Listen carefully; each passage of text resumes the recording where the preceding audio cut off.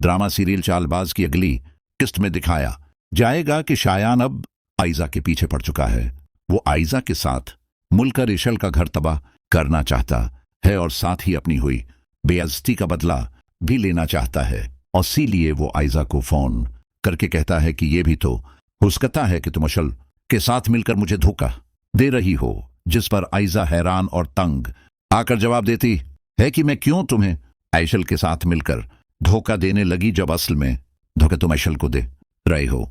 वो भी दोस्ती के नाम पर शायान उसे मजीद ब्लैकमेल करता है और फोन बंद कर देता है, जिससे आइजा शदीद परेशान हो जाती है, क्योंकि उसे डर होता है कि कहीं असद को सब कुछ पता ना चल जाए। और वो जानती है कि अगर असद को पता चल गया तो वो उसे फौरन घर से निकाल देगा।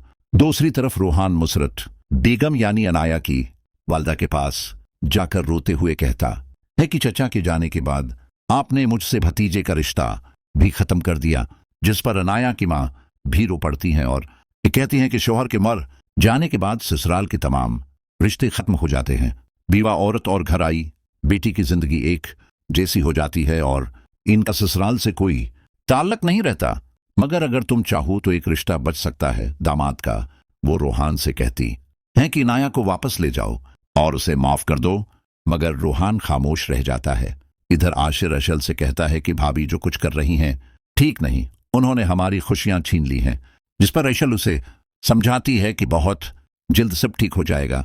दूसरी तरफ इशल किचन में काम कर रही होती है कि गुस्से से भरे अंदाज में आइजा उसके पास आती है और कहती है कि तुमने सब कुछ असद को बता दिया, अब तुम्हें सुकून मिल गया होगा।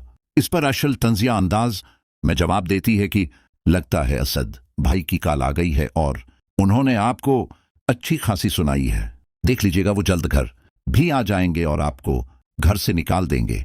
आइजा ये सुनकर खामोश हो जाती है और पहली बार उसके पास जवाब नहीं होता, क्योंकि उसे खौफ होता है कि कहीं वाकई असद इसे उस घर से न निकाल दे जिसे बचाने के लिए उसने इतनी चालें चली। इधर अनाया रोते हुए रूहान से कहती है कि मैंने तुम्हें इतनी कॉल्स कि मगर तुमने जवाब नहीं दिया। मैं अपने बाप की मीयत उठाने के लिए तुम्हें बिला रही थी, मगर तुमने कोई जवाब नहीं दिया। यह सुनकर रूहान शर्मिंदा हो जाता है। आप लोगों को क्या लगता है, क्या चचा की वफात के बाद रूहान अनाया को दूसरा मौका देगा? अपनी राय कमेंट में जरूर दें। असद सब जान चुका होता है, मगर वो फौरन घर नहीं आता। वो जानबूझ कर आइजा की हरकतों पर नजर रखने के लिए घर वालों से भी कुछ नहीं बताता। अचानक एक रात वो बगैर बिताए घर में दाखिल होता है और आइजा को शायान से बात करते हुए सुन लेता है।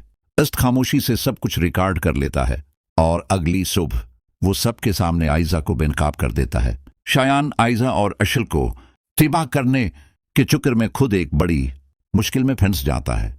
इसे पता चलता है कि अशल के पास उसके खिलाफ एक ऐसा सबूत मौजूद है जो इसकी पूरी जिंदगी बर्बाद कर सकता है। शायान डर जाता है और आइजा को ब्लैकमेल करने के बजाय वो खुद आइजा से मदद मांगने लगता है। यूं उसकी अपनी चाल उसी पर उल्टी पड़ जाती है। रूहान सबकी तवक्कात के खिलाफ फैसला करता है। अनाया समझती है कि वो उसे माफ कर देगा, मगर रूहान अचानक कहता है कि अनाया को वापस ले जाना आसान नहीं, क्योंकि वो समझ चुका है कि